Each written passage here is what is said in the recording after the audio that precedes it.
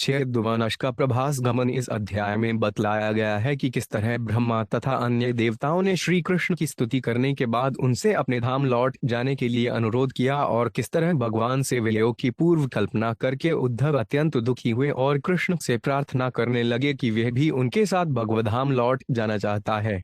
श्री कृष्ण को उनके सर्वमोहक मनुष्य रूप में देखने की इच्छा से सारे गंधर्व, अप्सरा, नाग, ऋषि, पितृगण, विद्याधर, किन्नर एवं ब्रह्मा, शिव, इंद्र इत्यादि अन्य देवता द्वारका नगरी आए।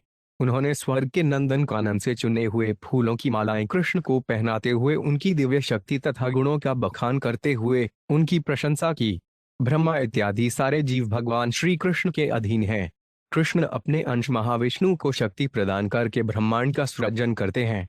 यद्यपि कृष्ण अपनी भौतिक शक्ति से इस संसार का सृजन, पालन और संहार करते हैं, किंतु वे भौतिक शक्ति से परे रहते हैं और पूर्णतया आत्मतुष्ट रहते हैं। वे अपनी 16,000 रानियों के बीच में रहकर भी उद्विग्न नहीं होते।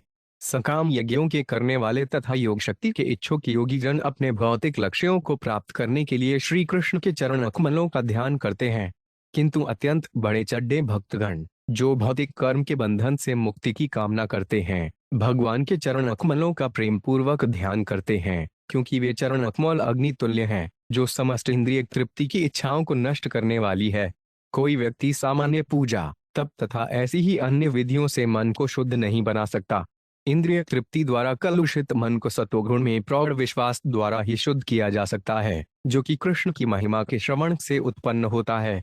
इसलिए वर्णाश्रम प्रणाली में स्थित बुद्धिमान व्यक्ति दो प्रकार के तीर्थ स्थलों की सेवा करते हैं। वे हैं कृष्ण कथा की अमृतमयी नदियां तथा भगवान के चरण कमलों से बहने वाली अमृतमयी नदियां। कृष्ण ने यदुवंश में अवतार लेकर अपनी दिव्य लीलाओं का प्रदर्शन करके सारे ब्रह्मांड के लिए सर्वोच्च मंगलकारी कार्य किया। इन लीलाओं के श्रवण तथा कीर्तन मात्र से कलयुग में पवित्र व्यक्ति भौतिक मोह के सागर को अवश्यमेव पार कर लेते हैं। जब भगवान ने अपने अवतार के प्रयोजन को पूरा कर लिया और यदुवंश ब्राह्मणों के शाप से आसन विनाश का सामना कर रहा था, तो भगवान ने अपनी लीलाओं को समेट लेना चाहा।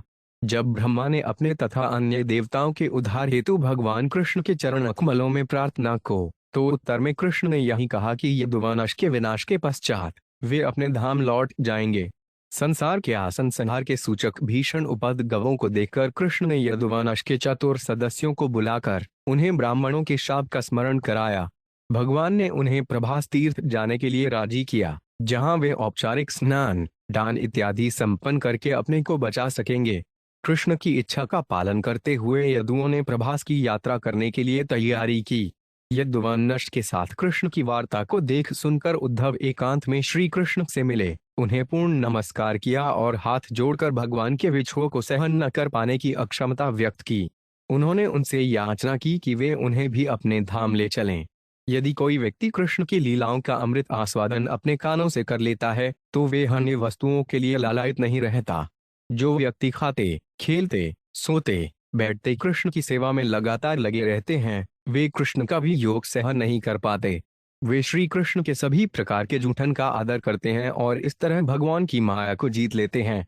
संन्यास आश्रम के शांति प्रिय सदस्य कठोर एवं कष्टप्रद तपस्या के बाद ही ब्रह्मलोक को प्राप्त करते हैं, जबकि भगवत भक्त कृष्ण की विभिन्न लीलाओं और उपदेशों की परस्पर चर्चा, कीर्तन तथा स्मरण करके अपने आप दुर्लभ माया को पार कर जाते हैं। श्री सुखवात अथ बहात्मजय देव प्रजेशैरावृतो 5 भ्यगात भवश्च भूत भवेशो यौर्भूत गणैर्व्रियुत। 1। श्री सुखदेव गोस्वामी ने कहा, तब ब्रह्मा जी अपने पुत्रों तथा देवताओं एवं महान प्रजापतियों को साथ लेकर द्वारका के लिए रवाना हुए। सारे जीवों के कल्याण प्रदाता शिव जी भी अनेक भूत प्रेतों से घिरकर द्वारका गए। इंदो मरुधिर भगवान आदित्य वसोडमिनोल ऋभवो षड्वीर सुरुद्रा विश्व साध्याश देवता। 2। गंधर्वा परसुनागा सिद्धचारण गृहाका ऋषय पितृष्व सविद्याध्र किन्नरा। 3। द्वारका मुप संजगु सर्वे कृष्ण दिहक्षव वपुषायन भगवान लोक मनोरमय यशो वितेन लोकेशु सर्वतोक मलापहम। 4। कृष्ण का दर्शन करने की आशा से शक्तिशाली इंद्र अपने साथ मरुतों, आदित्यों, वसुओं, अश्विनियों, ऋभुओं, अंगिराओं, रुद्रों, विश्वे देवों, साध्यों, गंधर्वों, अप्सराओं, नागों, सिद्धों, चारणों, गुहाकों, महान ऋषियों, पितरों तथा विद्याधरों एवं किन्नरों को लेकर द्वारका नगरी पहुंचे।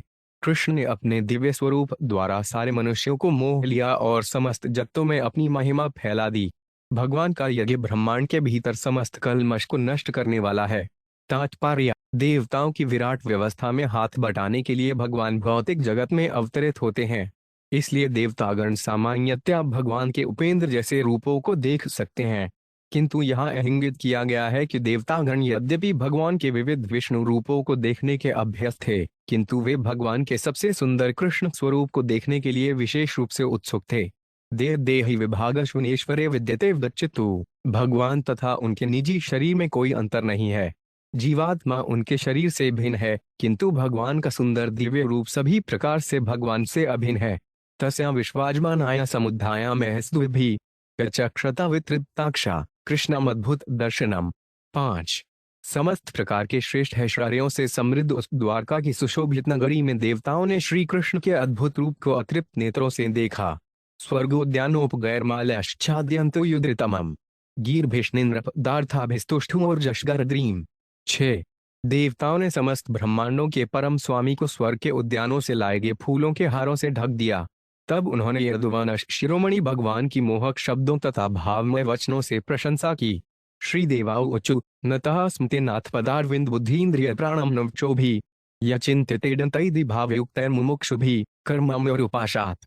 7 देवता कहने लगे, हे प्रभु, बड़े बड़े योगी कठिन कर्म बंधन से मुक्ति पाने का प्रयास करते हुए अपने हृदयों में आपके चरण कमलों का ध्यान अतीव भक्ति पूर्वक करते हैं। हम देवतागण अपनी बुद्धि, इंद्रियां, प्राण, मन तथा वाणी आपको समर्पित करते हुए आपके चरण कमलों पर नत होते हैं। तात्पर्य: श्रील श्रीधर स्वामी के अनुसार इस श्लोक का शब्द विस्मय का सूचक है। देवता इसलिए चकित थे क्योंकि बड़े बड़े योगी अपने हृदयों के भीतर ही भगवान के चरण कमलों का चिंतन कर पाते हैं, किंतु द्वारका आने पर देवतागण अपने समक्ष भगवान के संपूर्ण शरीर को देख सके।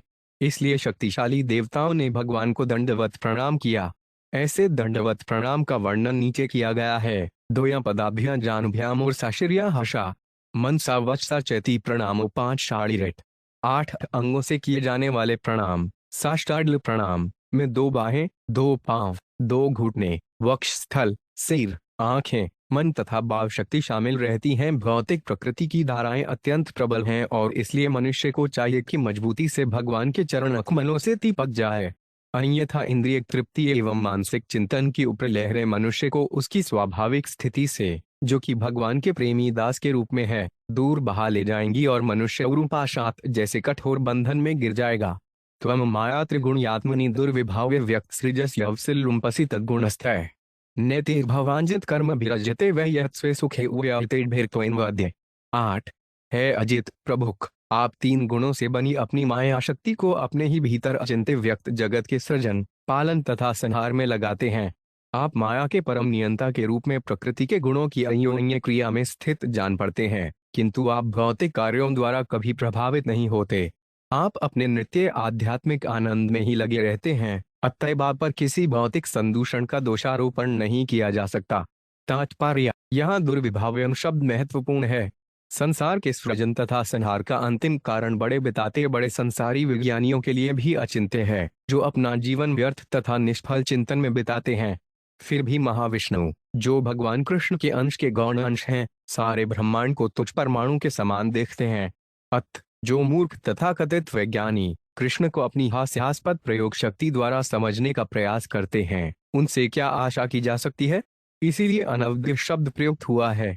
कोई भी व्यक्ति भगवान के शरीर, चरित्र, कार्य या आदेशों में कोई त्रुटि या दोष नहीं निकाल सकता। भगवान कभी भी भौतिकता से अनजान नहीं है, इसलिए वे कभी भी क्रूरता, आलस्य, मूर्खता, अंधता या भौतिक नशे का प्रदर्शन नहीं करते। इसी तरह चूंकि भगवान कभी भी भौतिक काम वासना से दूषित नहीं होते, इसलिए उनमें कभी भी गर्व, शौक, कामना या हिंसा प्रदर्शित नहीं होते, और चूंकि भगवान भौतिक गुणों से रहित हैं, वे कभी भी उच्च भौतिकतावादी मनोवृत्ति से भौतिक जगत का शांतिपूर्वक भोग करने का प्रयास नहीं करते। जैसा कि यहाँ पर कहा गया है, स्वे सुखेन व्यवहितेन भीरत कृष्ण अपने दिव्य धाम में अहर्निश अपने असंख्य संगियों की अचिंत्य प्रेमा भक्ति का आस्वादन करने में व्यस्त रहते हैं। वे उनका आलिंगन करते हैं और संगी उनका आलिंगन करते हैं। वे अपने प्रियजनों के साथ हंसी मजाक करते हैं और वे उनकी हंसी मजाक सुनते हैं। भगवान फूलों तथा फलों से लदे जंगलों में विचरते हैं, अमृत तुल्य यमुना नदी में क्रीड़ा करते हैं और वृंदावन की गोपियों के साथ गोपनीय एवं दिव्य प्रेमालाप करते हैं। कृष्ण लोक तथा अन्य वैकुंठ लोकों में ये लीलाएं नित्य त्रुटिरहित हैं तथा दिव्य सुख की सागर हैं। भगवान कभी भी भौतिक सुख के शुष्क धरातल पर नहीं आते। भगवान को किसी से कुछ लेना नहीं, अतएव भगवान में मसकाम कर्म विद्यमान नहीं रह सकता। क्षुधिर नुना न टूटतेडब्दुराश्याना विद्याश्रुताध्ययनदानत क्रिया भी सत्वात्मनाम ऋषभ ते यश से प्रबुद्ध सछुछ श्रवण संभुरित्या यथास्थात। नौ, हे सर्वश्रेष्ठ, जिनकी चेतना मोह से कलुषित है, वे केवल सामान्य पूजा, वेदाध्ययन, दान, तप तथा अनुष्ठानों द्वारा अपने को शुद्ध नहीं कर सकते। हमारे स्वामी, जिन शुद्ध आत्माओं ने आपके यज्ञ के प्रति दिव्य प्रबल श्रद्धा उत्पन्न कर ली है, उन्हें ऐसा शुद्ध जन्म प्राप्त होता है जो ऐसी श्रद्धा से रहित लोगों को कभी प्राप्त नहीं हो पाता। तात्पर्य, यदि शुद्ध भक्त में वेदाध्ययन तथा तपस्या जैसे गुणों का अभाव रहे भी, किंतु यदि वे भगवान कृष्ण में हृदय श्रद्धा रखता हो, तो भगवान उसकी भक्ति के कारण उसे बचा लेंगे। दूसरी ओर, यदि मनुष्य अपने भौतिक गुणों से, जिनमें दया भी सम्मिलित है, मिथ्या तौर पर गर्वित हो उठे, किंतु कृष्ण की यशोगान तथा श्रवण में रुचि न ले, तो उसका प्रयास निष्फल होगा। दिव्य आत्मा को भौतिक दया, दान या पांडित्य की किसी भी मात्रा द्वारा शुद्ध नहीं किया जा सकता। केवल दिव्य भगवान ही अपने अंतर से अपनी दया का दान देकर दिव्य जीव को शुद्ध कर सकते हैं। देवतागण उनके सौभाग्य से चकित थे। कृष्ण का श्रवण करने मात्र से ही मनुष्य को सारी सिद्धि मिल सकती है, किंतु वे भगवान की पुरी में प्रतिष्ठ हो चुके थे और भगवान को अपने समक्ष खड़े देख रहे थे। स्थानस्तवाड़ धूमकेतु क्षमाय मुन्निभिरादरहदोहामान। यह सात्वत है, समविभूतात्मवधिर्व्यूहेड चिंत सवनशः स्वर्ति क्रमाय। 90। जीवन में सर्वोच्च लाभ की कामना करने वाले बड़े बड़े मुनि अपने उन हृदयों के भीतर सदैव आपके चरण कमलों का स्मरण करते हैं, जो आपके प्रेम में द्रवित हैं। इसी तरह आपके आत्मसंयमी भक्तगण आपके ही समान ऐश्वर्य पाने के लिए स्वर्ग से परे जाने की इच्छा से आपके चरण कमलों की पूजा प्रातः, दोपहर तथा संध्या समय करते हैं। इस तरह वे आपके चतुर्व्यूह रूप का ध्यान करते हैं। आपके चरण कमल उस प्रज्वलित अग्नि के तुल्य है, जो भौतिक इंद्रिय तृप्ति विषक समस्त अशुभ इच्छाओं को भस्म कर देती है। तात्पर्य, बद्धजीव भगवान के दिव्य यश में केवल अटूट श्रद्धा रखकर अपने जीवन को शुद्ध कर सकता है। तो फिर उन देवताओं के अद्वितीय सौभाग्य के विषय में क्या कहा जा सकता है, जो भगवान कृष्ण के चरण कमलों का साक्षात दर्शन कर रहे थे। यद्यपि इस समय हम असंख्य भौतिक इच्छाओं से त्रस्त हैं, किंतु ये इच्छाएं क्षणिक हैं। यह नित्य जीव परम पुरुष भगवान से प्रेमय संबंध की अनुभूति पाने के लिए है और भगवान की शुद्ध भक्ति करने से जीव का हृदय पूरी तरह तुष्ट हो जाता है। इस श्लोक में धूमकेतु शब्द ज्वलित पुछल तारे अथवा अग्नि का सूचक है, जो शिवजी का प्रतिनिधित्व करता है। शिवजी तमोगुण के स्वामी हैं और कृष्ण के चरण कमलों की उपमा धूमकेतु से दी गई है, जो शिव की शक्ति का प्रतीक है और जो हृदय के अज्ञान को विनष्ट करने वाला है। समविश्वते शब्द सूचित करता है कि शुद्ध भक्त भगवधाम जाते हैं और नैकुंठ का अमित आनंद भोगते हैं। भगवान कृष्ण के पास भोग के लिए प्रचुर ऐश्वर्यमयी साज सामग्री है और जो मुक्तात्मा कृष्ण के धाम जाता है, उसे भगवान की सेवा करने के लिए सारा ऐश्वर्य न्यौछावर कर दिया जाता है। शील भक्ति सिद्धांत सरस्वती ठाकुर के अनुसार इस श्लोक में व्यूहे शब्द तीन पुरुष अवतारों महाविष्णु, गर्भोत्कर्षाई विष्णु तथा क्षीरोत्कर्षाई विष्णु के साथ साथ वासुदेव का सूचक है। यदि हम वैज्ञानिक तरीके से यह समझ लें कि इस भौतिक जगत को उत्पन्न करने के लिए कृष्ण किस तरह अपना विस्तार करते हैं, तो हम तुरंत अनुभव करेंगे कि प्रत्येक वस्तु कृष्ण की संपत्ति है और इस तरह अपने स्वार्थों के लिए दोहन करने की इच्छा से मुक्त हो सकेंगे। कृष्ण परमेश्वर हैं, सबों के स्वामी हैं तथा सारे ऐश्वर्य के आगार हैं। मनुष्य को प्रातः, दोपहर तथा संध्या के समय उनके चरण कमलों का स्मरण करना चाहिए। जो व्यक्ति कृष्ण का सदैव स्मरण करता है और उन्हें कभी नहीं भूलता, वह माया की पीत छाया के परे असली आनंदमय जीवन का अनुभव प्राप्त करेगा। अश्विन तिते प्रयत पाणिभिर्षत्वराग्नोत्रया निरुक्त विधिनेष्विर्गुहीत्वा अध्यात्म योग उद्योगी भीरात्म माया जिज्ञासुभि परम भागवत है परिज। 11। जो लोग ऋग, यजुर तथा समवेद में दी गई विधि के अनुसार यज्ञ की अग्नि में आहुति देते समय वे आपके चरण कमलों का ध्यान करते हैं, इसी प्रकार योगी जन आपकी दिव्य योग शक्ति का ज्ञान प्राप्त करने की आशा से आपके चरण कमलों का ध्यान करते हैं और जो पूर्ण महाभागवत हैं, वे आपकी माया शक्ति को पार करने की इच्छा से आपके चरण कमलों की अच्छी तरह से पूजा करते हैं। तात्पर्य: इस श्लोक में आत्म मार्या जिज्ञासु भी शब्द महत्वपूर्ण है। योगी जन, अध्यात्म उद्योग ऋषि, भगवान की योग शक्तियों का ज्ञान प्राप्त करने के लिए इच्छुक रहते हैं, जबकि शुद्ध भक्तगण परम भागवते माया के परे जानना चाहते हैं, जिससे शुद्ध प्रेम भाव से वे भगवान कृष्ण के चरण कमलों की सेवा कर सकें। प्रत्येक दशा में हर व्यक्ति भगवान की शक्ति में रुचि दिखाता है। नास्तिक विज्ञानी जन भी भगवान की बहिरंगा शक्ति से मोहित होते हैं और निपट इंद्रिय लोभी अपने भौतिक शरीर द्वारा आकृष्ट होते हैं, जो कि आत्मा माया है, अर्थात भगवान की शक्ति का अंश है। यद्यपि भगवान की सारी शक्तियां गुणात्मक दृष्टि से भगवान से और फलत एक दूसरे से एकाकार हैं, फिर भी आनंदमय आध्यात्मिक शक्ति सर्वोपरि है, क्योंकि नित्य आनंद स्तर पर यह भगवान तथा शुद्ध जीव के मध्य संबंध स्थापित करती है। प्रत्येक जीव मूलत भगवान का प्रेमी सेवक है और भगवान की आध्यात्मिक शक्ति जीव को उसके शुद्ध स्वाभाविक पद पर लाती है, जो माया के परे है। हमारे स्वप्न तथा जागृत अनुभव दोनों ही मन के कार्य हैं, फिर भी जागृत अवस्था में हम जितने कार्य करते हैं वे अधिक महत्वपूर्ण है, क्योंकि वे हमें अपने स्थायी पद पर स्थापित कराने वाले हैं। इसी तरह जीव हर क्षण भगवान की अनंत शक्तियों में किसी एक का अनुभव करता रहता है। तथापि दिव्य शक्ति का अनुभव अधिक महत्वपूर्ण है, क्योंकि इससे जीव अपने नित्य स्वाभाविक पद पर भगवान के श्रद्धालु सेवक के रूप में स्थापित हो जाता है। देवतागण भगवान के चरण कमलों की महिमा का वर्णन कर रहे हैं, क्योंकि वे लोग उन चरणों के संपर्क से शुद्ध होने के लिए उत्सुक हैं। तवाड स्नरस्पाक शुभाष केतु से आत। जब कोई निष्ठावान भक्त भगवान के चरण कमलों को शरण पाना चाहता है, तो भगवान उसे अपने धाम ले जाते हैं, जिस प्रकार देवतागण भगवान कृष्ण को व्यवस्था द्वारा द्वारका लाए गए थे। पर्योष्ठयातव्य भुवन मालयन संस्पर्थिनी भगवती प्रतिप्लीवची ये सुप्रणीत ममुयायन माधजनो भूयात सदा जप प्रिय शुभाशय धूमकेतु। 11 है सर्वशक्तिमान, आप अपने सेवकों के प्रति इतने दयालु हैं कि आपने उस मुरझाई हुई बासी फूल माला को स्वीकार कर लिया है, जिसे हमने आपके वक्षस्थल स्थल पर चढ़ाया था। क्योंकि लक्ष्मी देवी आपके दिव्य वक्ष स्थल पर वास करती हैं, इसलिए निसंदेह वे हमारी भेंटों को उसी स्थान पर अर्पित करते देखकर उसी तरह ईर्ष्या करेंगी, जिस तरह एक सौत करती है। फिर भी आप इतने दयालु हैं कि आप अपनी नित्य संगिनी लक्ष्मी देवी की परवाह न करते हुए हमारी भेंट को सर्वोत्तम पूजा मानकर ग्रहण करते हैं। हे दयालु प्रभु, आपके चरण कमल हमारे हृदयों की अशुभ कामनाओं को भस्म करने के लिए प्रज्वलित अग्नि का कार्य करें। तात्पर्य: भगवद गीता 9.26 में कहा गया है, पत्र पुष्य फल तोयो में भक्त्या प्रयच्छाति तदैव भक्त्युपहतम अश्नामि प्रवात्मन। भगवान कृष्ण अपने प्रिय भक्त द्वारा चढ़ाई गई तुझसे तुझ भेंट को कृतज्ञता से तथा प्रसन्नता पूर्वक स्वीकार करते हैं। भगवान कृष्ण अपने शुद्ध भक्तों के प्रेम द्वारा उसी तरह से जीत लिए जाते हैं, जिस तरह अपनी प्रिय संतान द्वारा दी गई तुझसे तुझ भेंट से पिता जीत लिया जाता है। अध्यात्मवादी जब तक देहात्म बुद्धि को पूरी तरह त्याग नहीं देता, तब तक वे भगवान को ऐसी प्रेमयी भेंट चढ़ा नहीं सकता। कृष्ण को ध्यान योग उतना प्रिय नहीं है जितना कि भक्ति योग। कईयों के ध्यान में योगी योग शक्ति प्राप्त करके अपनी तुष्टि करने का प्रयास करता है, भगवान की नहीं। इसी तरह भगवान से भौतिक लाभ प्राप्त करने की इच्छा से सामान्य लोग मंदिरों, मस्जिदों तथा गिरजाघरों में ईश्वर को पूजते हैं, किंतु जो व्यक्ति वास्तविक आध्यात्मिक सिद्धि चाहता है, उसे सदैव भगवान की महिमा का कीर्तन एवं श्रवण करने के लिए प्रोत्साहित करना चाहिए। ऐसा भक्तिमय उत्साह भगवत प्रेम से प्रेरित होता है और किसी भी स्वार्थपूर्ण आशा से रहित होता है।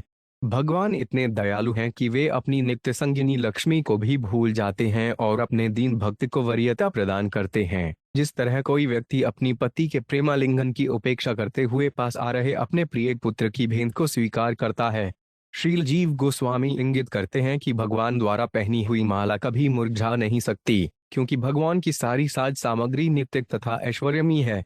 इसी तरह लक्ष्मी जी में भौतिक ईर्ष्या भाव के उदय होने की कोई संभावना नहीं रहती, क्योंकि वे भी भगवान कृष्ण की ही तरह दिव्य हैं। इसलिए देवताओं के वचनों को प्रगाढ़ भगवत प्रेम से प्रेरित विनोद मानना चाहिए।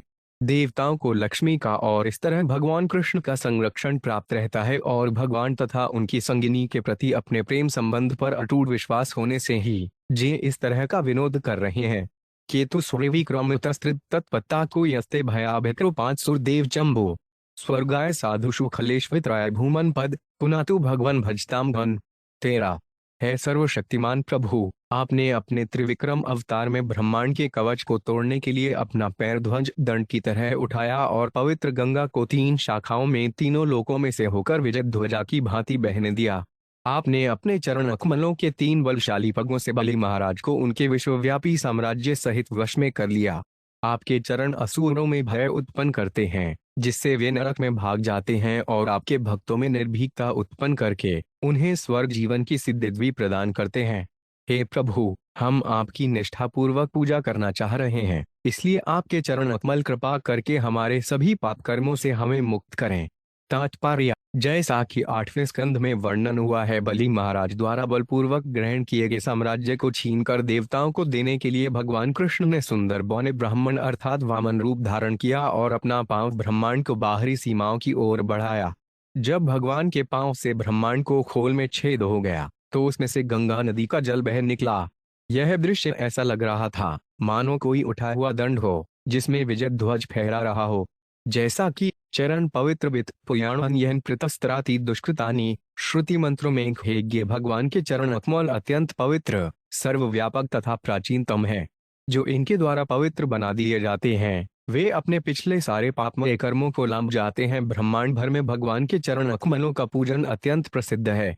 नस्थोत्गाविभ्यस्य वशे भवन्ति ब्रह्माद्यस्तनुभूतो मिथुरामाना कालस्य ते प्रकृति पुरुषो परस्य शुनस्तनोतु चरण पुरुषोत्तमस्य। 94। आप पूर्ण पुरुषोत्तम भगवान हैं, दिव्य आत्मा हैं, जो भौतिक प्रकृति तथा इसके भोक्ता दोनों से श्रेष्ठ हैं। आपके चरण कमल हमें दिव्य आनंद प्रदान करें।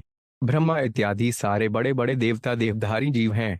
आपके काल के वश में एक दूसरे से लड़ते झगड़ते हुए सब बूंद बलोन जैसे हैं, जिन्हें छिदे हुए उनकी नाक में पड़ी रस्सी नथ के द्वारा खींचा जाता है।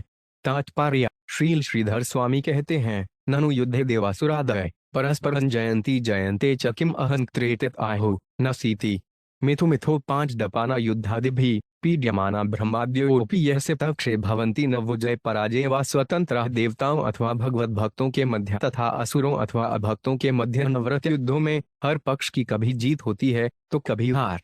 कोई यह दलील दे सकता है कि इससे भगवान का कोई वास्ता नहीं है, क्योंकि यह विरोधी जीवों की अन्योन्य क्रिया पर आधारित है। किंतु हर जीव भगवान के वश में होता है और जय तथा पराजय सदैव भगवान के हाथ में है। इससे जीव को स्वतंत्र इच्छा का विरोध नहीं होता, क्योंकि जय तथा पराजय जीवों की योग्यता के अनुसार भगवान द्वारा प्रदान किए जाते हैं। कानूनी युद्ध में कानूनी प्रणाली को छोड़कर स्वतंत्र रूप से न तो मुहई न मुद्दलेह कार्य कर सकता है। न्यायालय में जय तथा पराजय का निर्णय न्यायाधीश द्वारा दिया जाता है, किंतु यह न्यायाधीश निष्पक्ष भाव से कानून के अनुसार निर्णय देता है। इसी तरह ईश्वर हमें हमारे पूर्व कर्मों के फल प्रदान करते रहते हैं। ईश्वर को नकारने के लिए भौतिकतावादी प्राय यह तर्क देते हैं कि प्राय निर्दोष लोग कष्ट भोगते हैं, जबकि अपवित्र धूर्त लोग जीवन का आनंद भोगते हैं। किंतु तथ्य यह है कि ईश्वर कोई वैसे मूर्ख नहीं है जिस तरह की ऐसे तर्क प्रस्तुत करने वाले भौतिकतावादी व्यक्ति होते हैं। ईश्वर हमारे कई पूर्व जन्मों को देख सकते हैं, इसलिए वे किसी को न केवल वर्तमान कर्मों का फल भोगने देते हैं, अपितु पूर्व कर्मों के फल को भी भोगने देते हैं। उदाहरणार्थ, कठिन परिश्रम करके मनुष्य धन का संग्रह कर सकता है, किंतु यदि ऐसा धनी व्यक्ति अपना काम छोड़कर निम्न जीवन व्यतीत करने लगता है, तो उसका धन तुरंत ही लुप्त नहीं होता। दूसरी ओर, ऐसा व्यक्ति जिसके भाग्य में धनी बनना है, वे अनुशासन तथा तप के साथ कठोर परिश्रम करता रह सकता है, फिर भी वे पाई पाई का मोहताज हो सकता है। इसलिए ऊपर से देखने पर कठिन परिश्रम करने वाला व्यक्ति धनहीन के रूप में और आलसी व्यक्ति धनवान दिख सकता है। इसी तरह भौतिकतावादी मूर्ख भूत वर्तमान तथा भविष्य का ज्ञान न होने से भगवान के पूर्ण न्याय को समझ नहीं पाता। इस श्लोक में कृष्ण की नियंत्रण शक्ति को बताने के लिए दिया गया उदाहरण उपयुक्त है। यद्यपि बैल अत्यंत शक्तिशाली होता है, किंतु उसे उसकी बिंदी नाक में रस्सी डालकर आसानी से वश में राजनीति जलो न विद्वान देवता किया जा सकता है। इसी तरह बड़े से बड़े राजनीतिज्ञ विद्वान देवता भी सर्वशक्तिमान भगवान द्वारा तुरंत असह्य स्थिति में डाले जा सकते हैं। इसलिए देवतागण द्वारका में अपनी व्यापक राजनैतिक तथा बौद्धिक शक्तियां प्रदर्शित करने नहीं, अपितु भगवान के चरण कमलों पर विनयपूर्वक शरण ग्रहण करने आए हैं। अस्यासी हेतुरुद्य स्थिति संयमानाम व्यक्त जीव महताम पिकाल माहु सो 5 अंतरिणाभिर्खिलाप चते प्रवृत्त कालो गभीर उत्तम पुरुषस्त्वम। 15। आप इस ब्रह्मांड के सृजन, पालन तथा संहार के कारण हैं। आप प्रकृति की स्थूल तथा सूक्ष्म दशाओं को नियमित करने वाले तथा हर जीव को अपने वश में करने वाले हैं। काल रूपी चक्र की 3 नाभियों के रूप में आप अपने गंभीर कार्यों द्वारा सारी वस्तुओं का हास करने वाले हैं और इस तरह आप पूर्ण पुरुषोत्तम भगवान हैं। तात्पर्य: गंभीर है शब्द जिसका अर्थ अबाध गति तथा शक्ति है महत्वपूर्ण है। हम यह देखते हैं कि प्रकृति के नियमों के द्वारा सारी वस्तुएं, यहाँ तक कि हमारे शरीर, क्रमश क्षीण होते जाते हैं। यद्यपि हम इस वार्धक्य प्रक्रम के दीर्घगामी प्रभाव का अवलोकन करते हैं, किंतु इस प्रक्रम को अनुभव नहीं कर पाते। उदाहरणार्थ, कोई यह अनुभव नहीं कर पाता कि उसके बाल या नाखून किस तरह बढ़ते हैं। हम उनकी वृद्धि के संचित प्रभाव को देखते हैं, किंतु क्षण क्षण हमें उसका अनुभव नहीं हो पाता। इसी तरह कोई भी धीरे धीरे तब तक क्षीण होता जाता है जब तक ध्वस्त नहीं हो जाता। यद्यपि हम क्षण क्षण इसका अनुभव नहीं कर पाते, किंतु दीर्घ समय के पश्चात घर को भग्नावस्था को हम देख सकते हैं। दूसरे शब्दों में, हम वृद्धावस्था तथा भग्नावस्था के परिणामों का अनुभव कर सकते हैं, किंतु ये किस तरह घटित होते हैं वह अदृश्य रहता है। यह काल रूप भगवान की अद्भुत शक्ति है कि नाभि शब्द सूचित करता है कि सूर्य की गति को ज्योतिष संबंधी गणना के अनुसार वर्ष को 3 भागों में बांट जा सकता है। यह मेष, मिथुन, वृष तथा कर्क और सिंह, कन्या, तुला, वृश्चिक तथा धनु, मकर, कुंभ, मीन।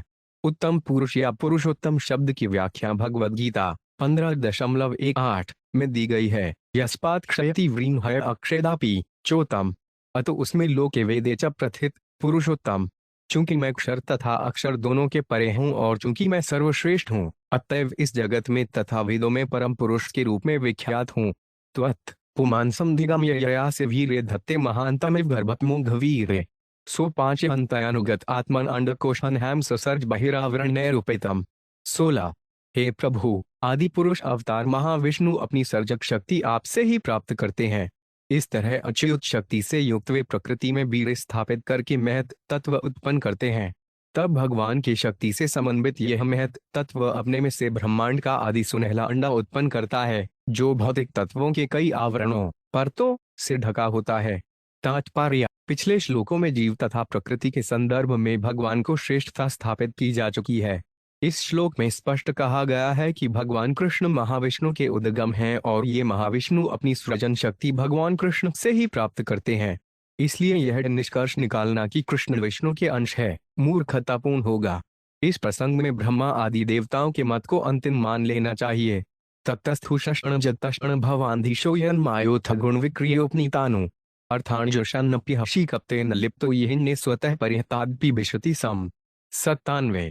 हे प्रभु, आप इस ब्रह्मांड के परम स्रष्टा हैं और समस्त चर तथा अचर जीवों के परम नियंता हैं। आप हृषिकेश अर्थात सभी इंद्रिय विषय कार्यों के परम नियंता हैं और आप कभी भी इस भौतिक सृष्टि के भीतर अनंत इंद्रिय विषय कार्यों के अधीक्षण के समय संदूषित या लिप्त नहीं होते। दूसरी ओर अन्य जीव, यहाँ तक कि योगी तथा दार्शनिक भी उन भौतिक वस्तुओं का स्मरण करके विचलित तथा भयभीत रहते हैं, केवल उन भौतिक पदार्थों को याद करके जिनका परित्याग प्रकाश की खोज करते समय उन्होंने त्याग दिया था। तात्पर्य: भगवान कृष्ण प्रत्येक बद्ध जीव के हृदय के भीतर हैं और इंद्रिय दृष्टि की खोज तथा अनुभव में हर जीव का मार्गदर्शन करते हैं। ऐसे कार्यों के निशाजनक परिणाम बद्ध जीव को आश्वस्त करते हैं कि वे भौतिक जीवन का परित्याग करके अपने हृदय के भीतर स्थित भगवान की शरण में पुनः जाइए। भगवान कृष्ण अपनी माया का आनंद लेने वाले जीवों के व्यर्थ प्रयासों से कभी भी प्रभावित नहीं होते। ईश्वर के लिए भय या उत्पात की कोई संभावना नहीं है, क्योंकि अंततः उनसे भिन्न कुछ भी नहीं है। स्मायावलोकलव दिशित भावहारी भ्रूमंडल प्रहित सौर्तमण नशौंडे पल्यस्तु घोष सहस्त्रम निर्बाण्य यविमधितु कर्णेन विभ्य। 18। हे प्रभु, आप 16,000 अत्यंत सुंदर राजसी पत्नियों के साथ रह रहे हैं। अपनी अत्यंत लजीली तथा मुस्कान भरी चितवन तथा सुंदर धनुष रूपी भौहों से वे आपको अपने उत्सुक प्रणय का संदेश भेजती हैं, किंतु वे आपके मन तथा इंद्रियों को विचलित करने में पूरी तरह असमर्थ रहती हैं। तात्पर्य: पिछले श्लोक में स्पष्ट कहा जा चुका है कि कोई भौतिक वस्तु भगवान की इंद्रियों को आकृष्ट नहीं कर सकती। अब इस श्लोक में यह दिखलाया गया है कि भगवान को अपनी आध्यात्मिक इंद्रिय तृप्ति करने की इच्छा भी नहीं है। कृष्ण अपने आप में पूर्ण है, वे समस्त आनंद के आगार हैं और उन्हें किसी भौतिक या आध्यात्मिक वस्तु की लालसा नहीं रहती। यह तर्क दिया जा सकता है कि कृष्ण ने अपनी पत्नी सत्यभामा को प्रसन्न करने के लिए स्वर्ग से पारिजात पुष्प चुराया था और इस तरह वे अपनी प्रिय पत्नी के वशीभूत पति थे। किंतु भले ही कृष्ण कभी कभी अपने भक्तों के प्रेम से विजित हो जाते हों, किंतु वे सामान्य कामुक व्यक्ति की तरह भोगेच्छा से कभी प्रभावित नहीं होते। अभक्तगण भगवान तथा उनके शुद्ध भक्तों के बीच प्रेम भावों के आदान प्रदान को कभी भी नहीं समझ सकते। कृष्ण को हम उनके प्रति अपने प्रगाढ़ प्रेम द्वारा जीत सकते हैं और इस तरह शुद्ध भक्त भगवान को अपने वश में कर लेते हैं। उदाहरणार्थ, वृंदावन की प्रौढ़ गोपियां विभिन्न लय में ताली बजाकर कृष्ण को नचा सकती थीं और द्वारका में सत्यभामा ने कृष्ण को पत्नी प्रेम के प्रमाण स्वरूप पारिजात पुष्प लाने का आदेश दिया था। षड्डू गोस्वामियों के प्रति लिखे गए गीत में श्रीनिवास आचार्य ने कहा है, गोपी भावरसामृतांधि लहरी कलोल मरनो मुहुः। भगवान तथा उनके शुद्ध भक्त के बीच का प्रेम दिव्य आनंद का सागर है, किंतु उसी के साथ ही कृष्ण आत्माराम है। कृष्ण ने ब्रजभूमि की अद्वितीय तरुण गोपियों का संग त्याग कर अपने चाचा अक्रूर के अनुरोध पर मथुरा के लिए प्रस्थान किया। इस तरह न तो वृंदावन की गोपियां न ही द्वारका की रानियां कृष्ण के मन में भोग भावना उत्पन्न कर पाई। इस जगत में आनंद का अर्थ संभोग यौन है, किंतु यह संसारी यौन आकर्षण वैकुंठ में कृष्ण तथा उनके संगियों के बीच के दिव्य प्रेम व्यापार का विकृत प्रतिबिंब मात्र है। वृंदावन को गोपियां देहाती ग्रामीण बालिकाएं हैं, जबकि द्वारका की रानियां राजसी महिलाएं हैं, किंतु गोपियां तथा रानियां दोनों ही कृष्ण के प्रेम से अभिभूत रहती हैं। भगवान के रूप में कृष्ण सौंदर्य, बल, संपत्ति, यश, ज्ञान तथा परित्याग की पराकाष्ठा प्रदर्शित करते हैं और इस प्रकार वे अपने परम पद के द्वारा पूर्णतया तुष्ट रहते हैं। वे तो गोपियों तथा रानियों के निमित्त ही आध्यात्मिक प्रेम व्यापार का आदान प्रदान करते हैं। केवल मूर्ख ही यह सोचते हैं कि कृष्ण हम बेचारे बद्धजीवों की तरह अंधे होकर विकृत मायावी सुखों के प्रति आकृष्ट रहते हैं। इसलिए सबों को चाहिए कि भगवान के परम दिव्य पद को समझें और उनकी शरण में जाएं। देवताओं के कहने का स्पष्ट आशय यही है। विभयस्तवामृत कथोद्वहा स्त्रीलोक्या पादावने जसृत शमलानि हन्तुम आनुश्रवन् श्रुतिभिरद्रिजमर्सृणेस्तीर्थद्वयान् शुचिष्दस्त उपस्पृशन्ति। 19। आपके विषय में वार्ता रूपी अमृत वाहिनी नदियां तथा आपके चरण अकमलों के धोने से उत्पन्न पवित्र नदियां तीनों लोकों के सारे कल्मश को विनष्ट करने में समर्थ हैं।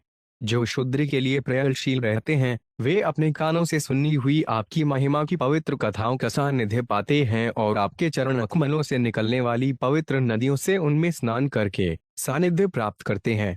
तात्पर्य: श्रील विश्वनाथ चक्रवर्ती ठाकुर कहते हैं, अनुष्णव गुरोरुचारणम नुषुवयन्ते। मनुष्य को गुरुवार से सुनकर कृष्ण के विषय में सुनना चाहिए। प्रामाणिक गुरुवार अपने शिष्य से भगवान की लीलाओं, शक्तियों तथा अवतारों का वर्णन करता है।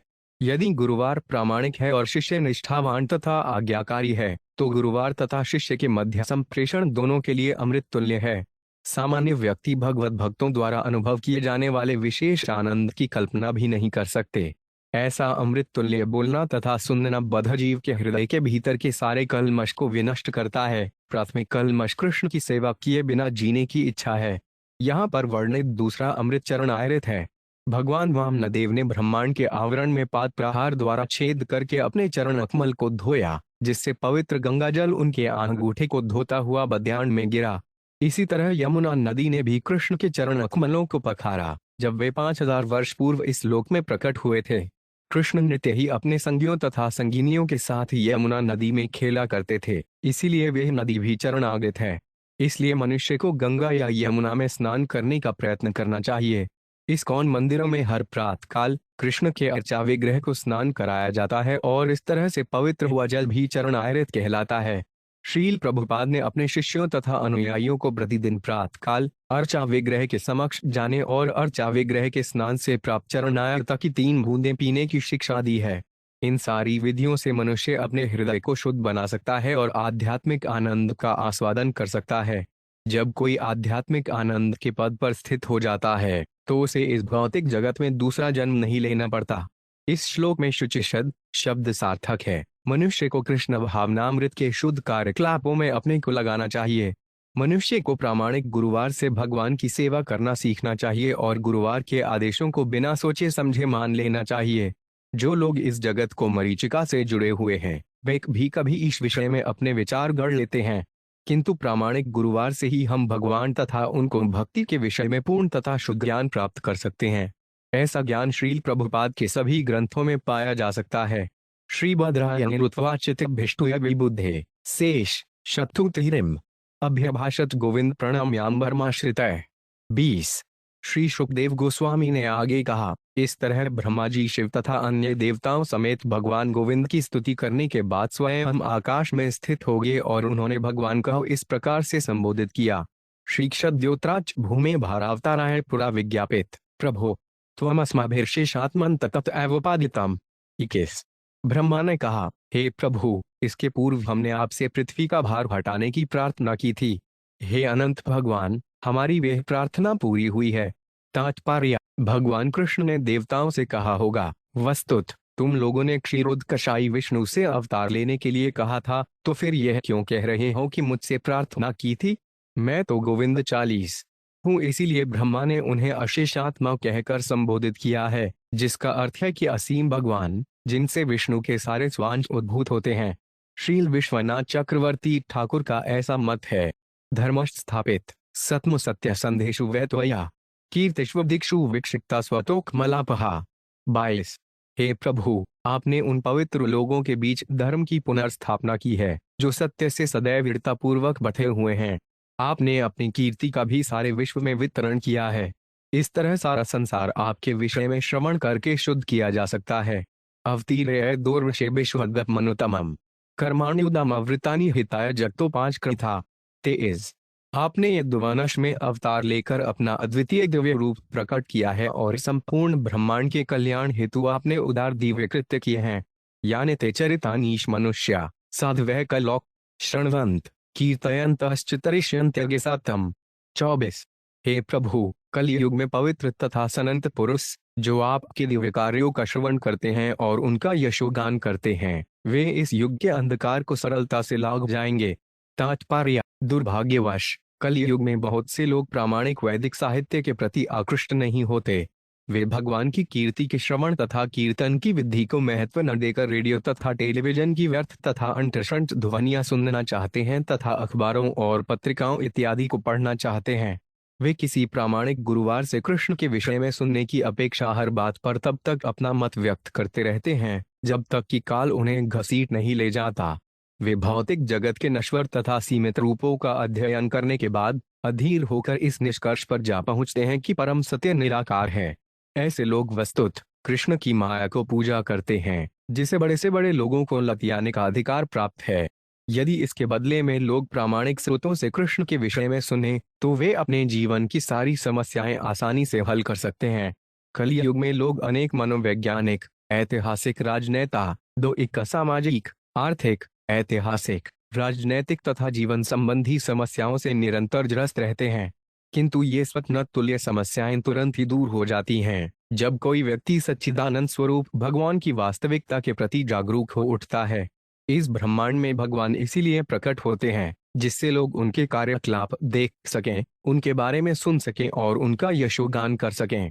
इस कलिकाल के कठिन युग में लोगों को इस अवसर का लाभ उठाना चाहिए।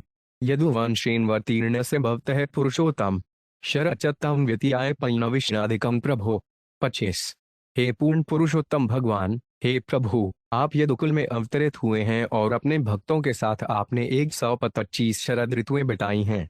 नाधुना तेड खिलाधार देव कार्यावशेषितम कुलांचर विप्रशापेन नष्ट प्रायमभूदिदम। 26। तत्तः स्वधाम परम विशसु यदि मयसे सलोकालोकपालान पाहि वैकुंठ के जुरानु। 27। है प्रभु, इस समय देवताओं की ओर से आपको करने के लिए कुछ भी शेष नहीं रहा। आपने पहले ही अपने वंश को ब्राह्मण के शाप से उबार लिया है। हे प्रभु, आप सारी वस्तुओं के आधार हैं और यदि आप चाहें तो अब वैकुंठ में अपने धाम को लौट जाए। साथ ही हमारी विनती है कि आप सदैव हमारी रक्षा करते रहें। हम आपके विनीत दास हैं और आपकी ओर से हम ब्रह्मांड का कार्यभार संभाले हुए हैं। हमें अपने लोगों तथा अनुयायियों समेत आपके सतत संरक्षण की आवश्यकता है। श्री भगवान वाच अवधारित में तन्मे यदाथ विबुद्धेश्वर कृतवन वह कार्य खिलन भूमरे भारो डबतारित। 28। भगवान ने कहा, हे देवताओं के अधीश ब्रह्मा, मैं तुम्हारी प्रार्थनाओं तथा अनुरोध को समझता हूँ। पृथ्वी का भार हटाकर मैं वह सारा कार्य संपन्न कर चुका जिस कार्य की तुम लोगों से अपेक्षा थी। तदिदम याद वकुलन वीर शौर्य श्रियोद्धतम लोकम जिश्रिक शत्रुध्वन में वेलेव महारुणव। 29। वही यादव कुल जिसमें मैं प्रकट हुआ, ऐश्वर्य में, विशेष रूप से अपने शारीरिक बल तथा साहस में इस हद तक बढ़ गया कि वे सारे जगत को ही निगल जाना चाहते थे। इसलिए मैंने उन्हें रोक दिया है, जिस तरह तट महासागर को रोके रहता है। तात्पर्य, यदुवंश के वीर पुरुष इतने शक्तिशाली थे कि देवता तक उन्हें रोक नहीं सकते थे। यदुओं का उत्साह घातक के युद्धों में विजय पाने के कारण अत्यधिक बढ़ चुका था और उनका वध नहीं किया जा सकता था। वे अपने शौर्य के कारण सारे संसार में अपना राज्य स्थापित करना चाहते थे, इसलिए भगवान ने उन्हें रोका और पृथ्वी से उन्हें हटा लिया। यद्मसनहत्यहप्तान यदूना विपुलान कुलम गंतास्म्यन इन लोको 5 यपुद्रेलेन विनद्स्यति। 30। यदि मुझे यदुवंश के इन अतिशय घमंड से चूर रहने वाले सदस्यों को हटाए बिना यह संसार त्यागना पड़ा, तो इनके असीम विस्तार के उफान से सारा संसार विनष्ट हो जाएगा। तात्पर्य, जिस तरह ज्वार की लहरें समुद्र तट की सीमा को लांघकर निर्दोष लोगों पर कहर ढा देती हैं, उसी प्रकार यह खतरा सन्निकट था कि बलशाली यदुवंश सामाजिक तथा राजनीतिक नियंत्रण की सारी सीमाओं के परे विस्तार कर जाए। यदुवंशी लोग भगवान से पारिवारिक संबंध होने के कारण अत्यंत गर्वित हो उठे थे।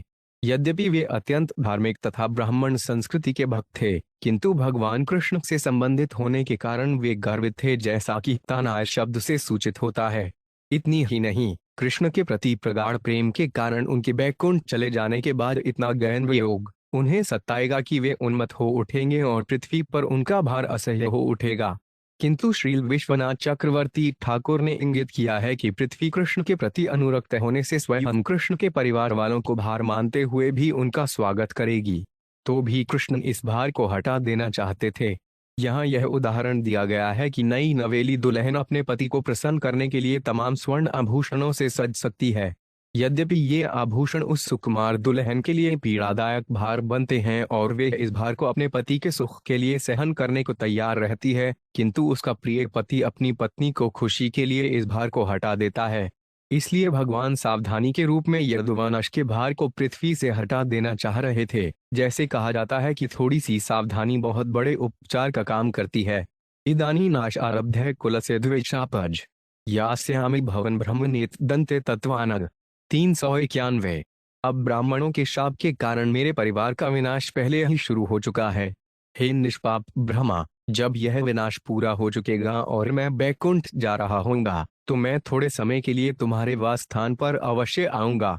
तात्पर्य, यदुवंश के सदस्य भगवान के नित्य दास हैं, इसलिए श्रील जीव गोस्वामी ने नाशः शब्द की व्याख्या नियुद्धया द्वार प्रवेशनम इत्यर्थ। यदुवंश के सदस्य वैकुंठ लोक के गुदन द्वारका में प्रविष्ट हुए, जो इस पृथ्वी पर प्रकट नहीं है। दूसरे शब्दों में, भगवान का धाम द्वारका इस धरती पर प्रकट है, किंतु जब पृथ्वी का द्वारका हटा है, तो बैकुंठ लोक का नित्य द्वारका यथावत बना रहता है। चूंकि यदुवंश के लोग भगवान के नित्य संगी हैं, अतएव उनके विनाश का कोई प्रश्न नहीं है। केवल उनके प्राकट्य से संबंधित हमारी बंद दृष्टि विनष्ट होती है। यही नाश शब्द का अर्थ है। श्री शुक उवाच इत्युक्तो लोकनाथेन स्वयंभू प्रणिपत्यतम सह देवगणैर्देव स्वधाम संपद्यत। 32। श्री शुकदेव गोस्वामी ने कहा, ब्रह्मांड के स्वामी द्वारा ऐसा कहे जाने पर स्वयंभू ब्रह्मा उनके चरण कमलों पर गिर पड़े और उन्हें नमस्कार किया। तब सारे देवताओं से घिरे हुए ब्रह्मा जी अपने निजी धाम लौट गए। अथवा तस्या महत्पातान द्वारवत्या समुत्थितान विलोक्य भगवान विधान समागतान। 33। तत्पश्चात भगवान ने देखा कि पवित्र नगरी द्वारका में भयंकर उत्पात हो रहे हैं, अतः एकत्रित वृद्ध यदुवंशियों से भगवान इस प्रकार बोले। तात्पर्य, मुनिवास निवास किस घटे तारिष्ठ दशम, जहाँ पर संत लोग निवास कर रहे हैं, ऐसे पवित्र स्थानों में उत्पातों या अशुभ घटनाओं के घटने की कोई संभावना नहीं है। इस तरह द्वारका में हो रहे तथाकथित उत्पात भगवान द्वारा अपने शुभ प्रयोजन हेतु कराए जा रहे थे। श्री भगवान उवाचैते वैसुमहोत्पाता वितिष्ठन्ति सर्वतः शापश्च किलस्यासी वाहमण्यभ्यो दुरत्यः।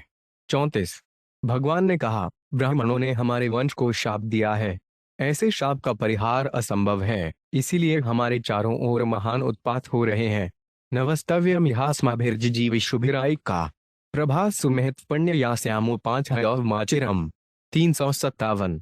है आदरणीय वरिष्ठजनों, यदि हम अपने प्राणों को अक्षत रखना चाहते हैं तो अब और अधिक काल तक हमें इस स्थान पर नहीं रहना चाहिए। आज ही हम परम पवित्र स्थल प्रभास चलें। हमें तनिक भी विलंब नहीं करना चाहिए।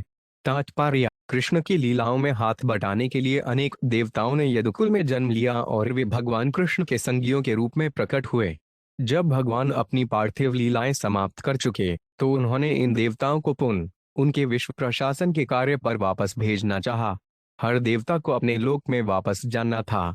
दिव्य नगरी द्वारका इतनी मंगलमयी है कि जो भी यहाँ मरता है वे तुरंत ही भगवधाम वापस जाता है, किंतु यदुवंश के अनेक देवता सदस्य अभी भगवधाम जाने के लिए तैयार नहीं थे, इसलिए उन्हें द्वारका से बाहर जाकर मरना पड़ा। इस तरह भगवान ने सामान्य जीव जैसा बनते हुए कहा, हम सभी संकट में हैं, हम सबों को तुरंत प्रभास चलना चाहिए। इस तरह कृष्ण ने अपनी योग माया से यदुवंश के देवता सदस्यों को मोहित कर लिया और उन्हें पवित्र स्थान प्रभास ले गए। कोई चूंकि द्वारका परम मंगलवार अर्थात सर्वाधिक शुभ स्थान है, अतएव यहाँ पर कोई बनावटी अमंगल भी घटित नहीं हो सकता। वस्तुतः यदुवंश को हटाने की कृष्ण लीला अंततः मंगलकारी है, किंतु बाहरी तौर से यह अशुभ लगने वाली है, इसलिए यह द्वारका में नहीं घटित हुई, अपितु भगवान कृष्ण यदुओं को द्वारका से बाहर ले गए। देवताओं को उनके लोकों में भेजकर भगवान ने अपने मूल रूप में वैकुंठ वापस जाने और द्वारका नगरी में रहते जाने की योजना बनाई। श्रील भक्ति सिद्धांत सरस्वती ठाकुर ने इस श्लोक के विषय में निम्नलिखित महत्वपूर्ण टीका की है। प्रभास एक प्रसिद्ध पवित्र स्थान है जो बेरवल रेलवे स्टेशन के पास जूनागढ़ क्षेत्र में स्थित है। श्रीमद् भागवत के 11वें स्कंद के अध्याय 30 में लिखा हुआ है कि श्री कृष्ण के वचन सुनकर यादवगण द्वारका की द्वीप नगरी से नावों द्वारा मुख्य स्थल पर गए और तब रथों में सवार होकर प्रभास की यात्रा की। प्रभास क्षेत्र में उन्होंने मैरिये नामक सुरा का पान किया और परस्पर लड़ने झगड़ने लगे। इस युद्ध में लाठियों से वे एक दूसरे पर प्रहार करने लगे और इस तरह उन्होंने अपने ही विनाश की लीला शुरू कर दी। श्री कृष्ण अपने चतुर्भुजी रूप में एक पीपल वृक्ष के नीचे अपनी दाहिनी जांच पर अपना बायां पांव रखकर बैठ गए। उनके पांव का तलवा कोकनद लाल कमल जैसे लाल रंग का लग रहा था। जरा नामक बहेलिया प्रभास के समुद्र तट से यह देख रहा था। उसने उनके लाल पांव को हिरण का मुख समझकर उस पर तीर चला दिया। जिस पीपल वृक्ष के नीचे कृष्ण बैठे थे अब वहां पर एक मंदिर है।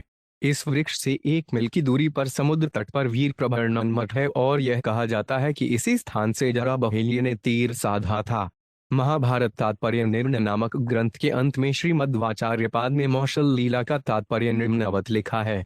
भगवान ने असुरों को मोहित करने तथा यह निश्चित करने के लिए कि उनके भक्तों के तथा ब्राह्मणों के वचन सत्य हों, उन्होंने माया रूपी देह उत्पन्न की जिसमें जाकर तीर लगा, किंतु भगवान के चतुर्भुजी रूप को जरा का तीर छू भी नहीं पाया। जरा वास्तव में भगवान का भक्त भृगु ऋषि था। भूतकाल में भृगु मुनि के भगवान विष्णु के वक्ष स्थल पर लात मारी थी। इस घोर अपराध के फलस्वरूप भृगु को अधम शिकारी का जन्म लेना पड़ा। यद्यपि एक महान भक्त ऐसा अधम जन्म खुशी खुशी स्वीकार कर लेता है, किंतु भगवान अपने भक्त को ऐसी अधम दशा में नहीं देख सकते। अतएव भगवान ने ऐसी व्यवस्था की कि द्वापर युग के अंत में जब भगवान अपनी प्रकट लीलाएं समाप्त कर रहे थे तो जरा बहेलिये के रूप में उनका भक्त भृगु उनके मायारूपी शरीर पर तीर चलाएगा। इस तरह बहेलिया पश्चाताप करेगा और अपने अधम जन्म से छुटकारा पाकर भगवधाम वापस लौट जाएगा।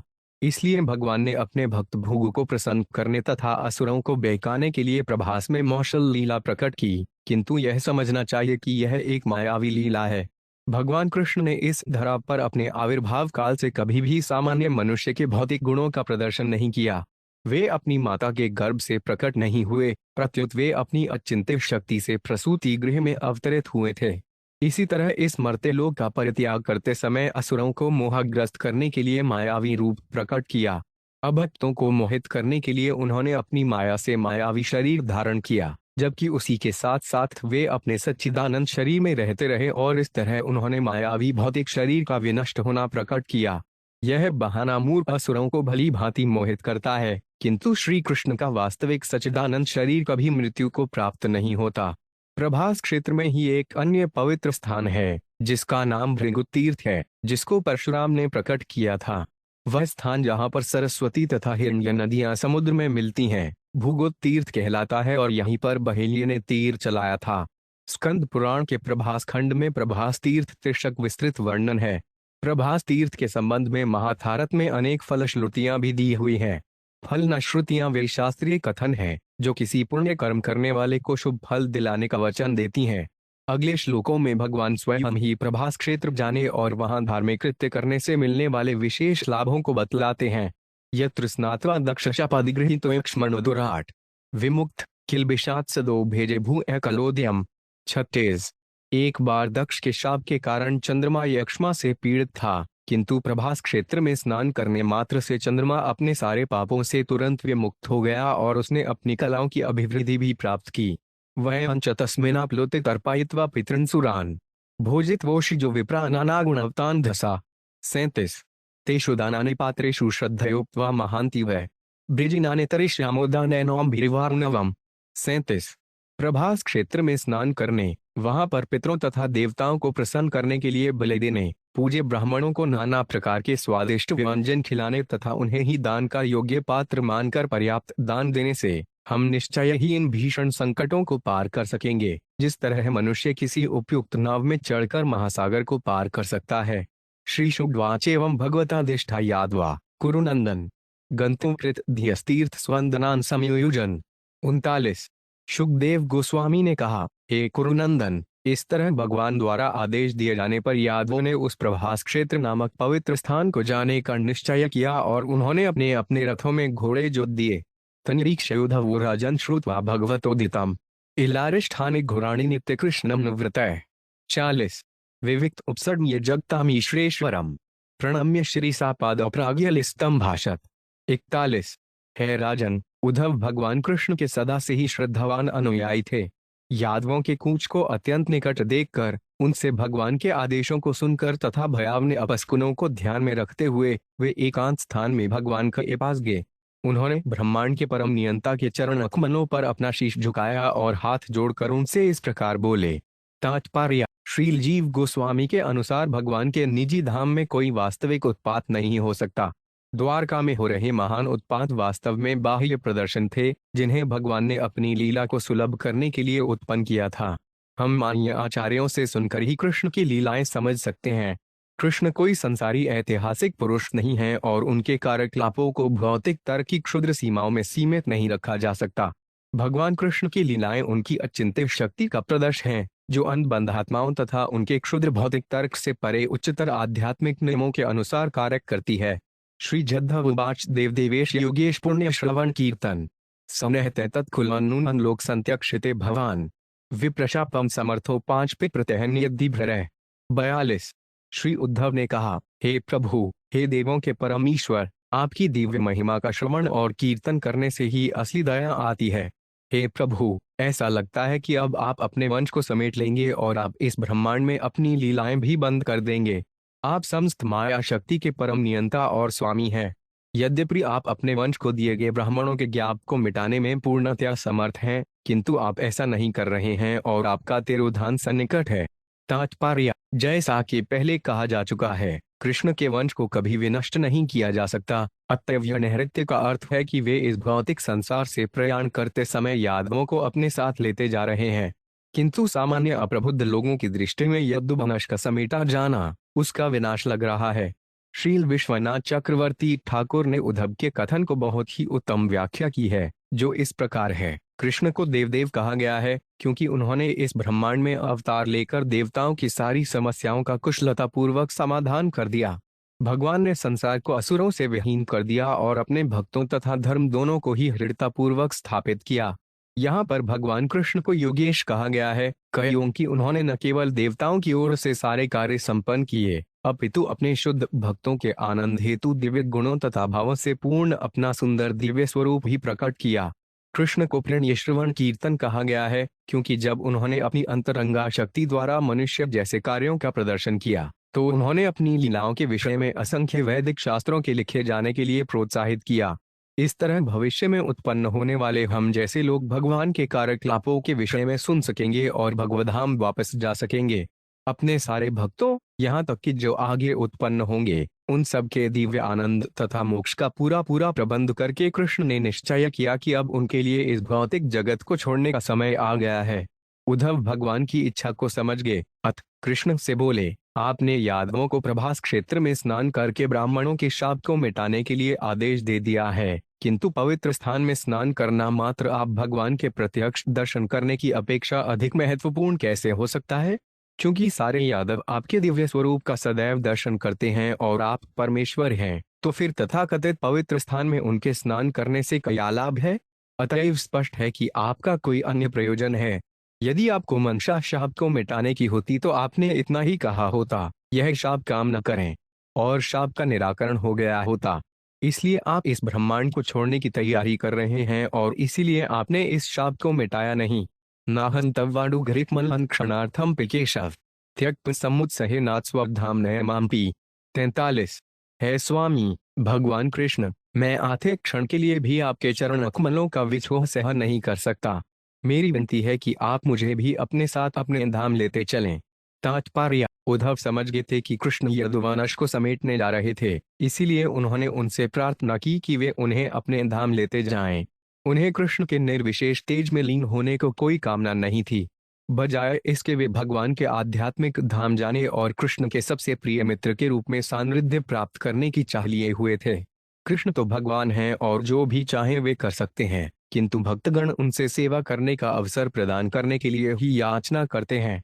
यद्यपि भगवान भौतिक जगत में अपने विभिन्न धामों को यथा वृंदावन, द्वारका तथा मथुरा को प्रकट करते हैं और ये धाम वैकुंठ में अपने प्रतिरूपों से अभिन्न है, किंतु बड़े चढ़े भक्तमन भगवान की सेवा करने की इच्छा से अभिभूत होने के कारण भगवान के आदि आध्यात्मिक धाम को जाना चाहते हैं।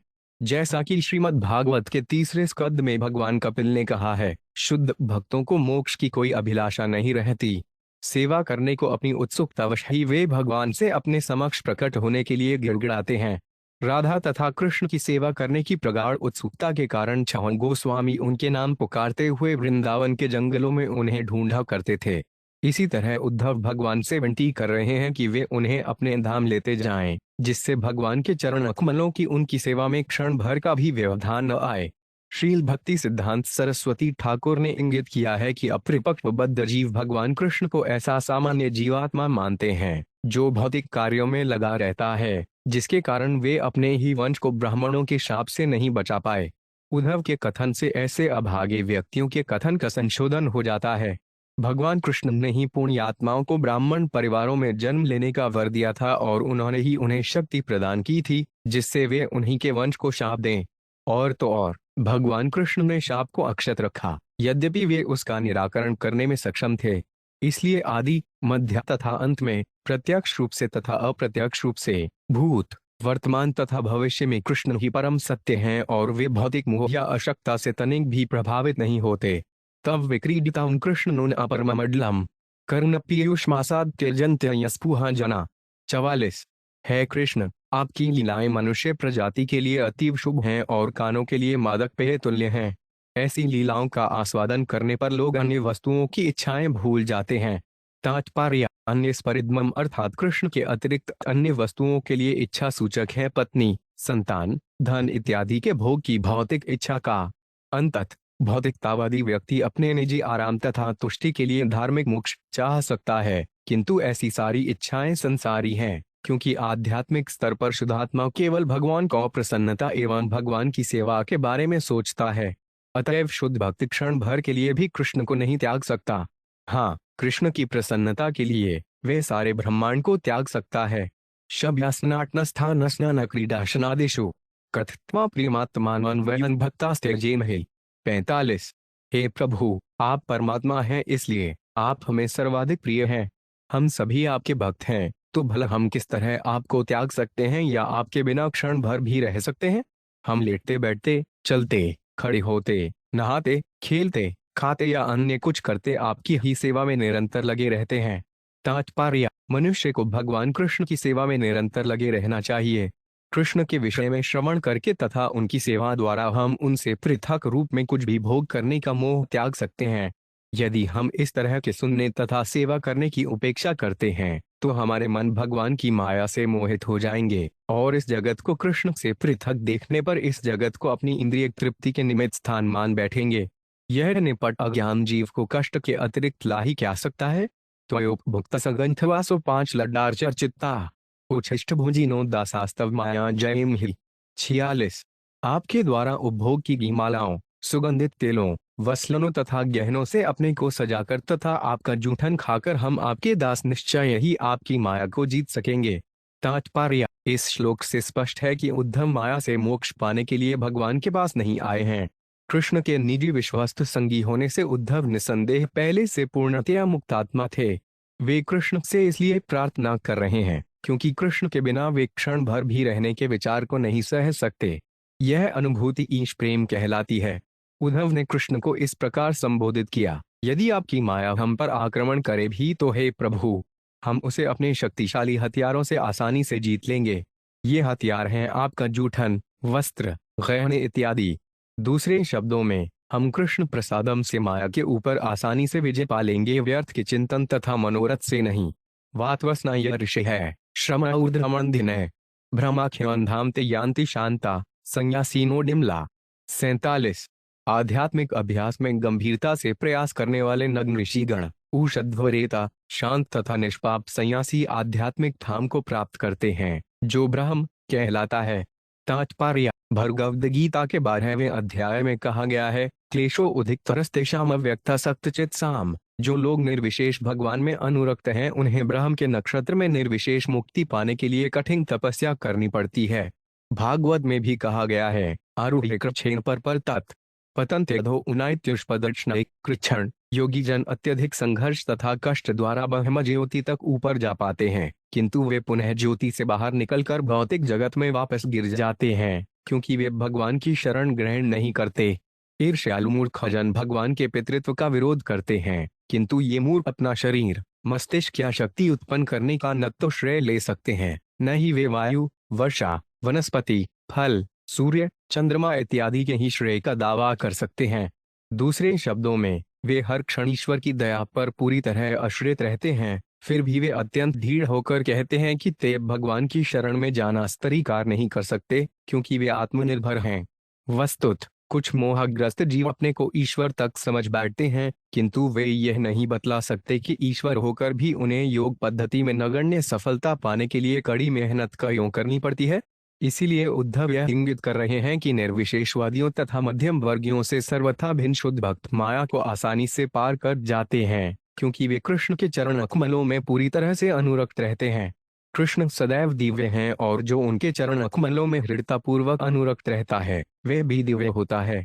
कृष्ण की अहेतुकी की कृपा लाखों करोड़ों वर्षों के संघर्ष तथा श्रम करने से कहीं अधिक मूल्यवान है। मनुष्य को भगवान की दया पाने का प्रयत्न करना चाहिए, फिर तो आध्यात्मिक अनुभूति के मार्ग में हर वस्तु अत्यंत सुगम हो जाएगी। इस युग में कृष्ण के पवित्र नाम का निरंतर कीर्तन करके मनुष्य उनकी कृपा पा सकता है, जैसी कि शास्त्रों की संस्तुति है, हरेन्मे केवलम कलो नास्तेव नास्तेव नास्तेव गतिरन्यथा बुहनरार्दीय पुराण। यदि कोई व्यक्ति नाम के प्रति अपराधों से बचते हुए कृष्ण के पवित्र नामों का निरंतर कीर्तन करता है, तो उसे निश्चय ही उद्धव जैसा फल मिलेगा। उद्धव को तथाकथित ब्रह्म साक्षात्कार में कोई रुचि नहीं थी, अपितु वे भगवान के चंद्रमुख की सुंदर मुस्कान रूपी मादक अमृत को छक्कर पीना चाहते थे। वह अंत वह महायोगिंद्र मंत कर्मवर्तमसु त्वद्वार्तया तरिष्यामस्ताव एतुस्तरन्तमय। 48। स्मरन्तः कीर्तयन्तस्ते क्रियोतानि गदितानिच गत्युत्स्मिते क्षण क्वेलियत्नुलोक विडम्बनम। 49। हे महायोगी, यद्यपि हम सकाम कर्म के मार्ग पर विचरण करने वाले बद्धजीव हैं, किंतु हम आपके भक्तों की संगति में आपके विषय में सुनकर ही इस भौतिक जगत के अंधकार को पार कर जाएंगे। इस तरह आप जो भी अद्भुत कार्य करते हैं और अद्भुत बातें करते हैं, उनको हम सदैव स्मरण करते हैं और उनका यशोगान करते हैं। हम अत्यंत भावपूर्ण होकर स्मरण करते हैं कि आप अपने विश्वस्त सुमाधुर्य दाम्पत्य का भक्तों के साथ श्रृंगारिक लीलाओं तथा ऐसी यौवनपूर्ण लीलाओं में लगे हुए आप किस तरह निर्भीक होकर मुस्कुराते तथा विचरण करते हैं। हे प्रभु, आपकी प्रेमयी लीलाएं इस भौतिक जगत के भीतर सामान्य लोगों के कार्यकलापों की ही तरह मोहित करने वाली हैं। तात्पर्य: इस श्लोक में भ्रमंतः कर्मवर्तमसु कहकर उद्धव अपने को सकाम कर्मों में लगे बद्धजीव के रूप में प्रस्तुत करते हैं। तो भी उद्धव को पूर्ण विश्वास है कि वे माया को अवश्य ही लांघ जाएंगे, क्योंकि उन्हें कृष्ण के यशस्वी कार्यों तथा शब्दों का कीर्तन करने तथा स्मरण करने की लत है। इसी तरह श्री रूप गोस्वामी ने कहा है, यह यस्य हरिदासे कर्मया मनसा गिरा निखिला स्वप्यवस्था युजयन युक्त स उच्यते। भले ही बाहर से मनुष्य भौतिक जगत में लीन प्रतीत होते हुए यदि वे प्रतिदिन चौबीसों घंटे भगवान कृष्ण की सेवा में लगा रहता है तो उसे मुक्तात्मा माना जाता है। यहाँ पर उद्धव कहते हैं कि कृष्ण के नाम तथा लीलाओं का श्रवण तथा कीर्तन निश्चित रूप से नग्न योगी बनने तथा जंगल में नंगे बंदर की तरह कामेच्छाओं का शिकार होने से अच्छा है। उद्धव कृष्ण से उनके सुदर्शन चक्र की दया की भीख चाहते हैं, जिसके तेज का प्रतिनिधित्व भगवान की लीलाओं के स्मरण तथा कीर्तन को प्रक्रिया से होता है।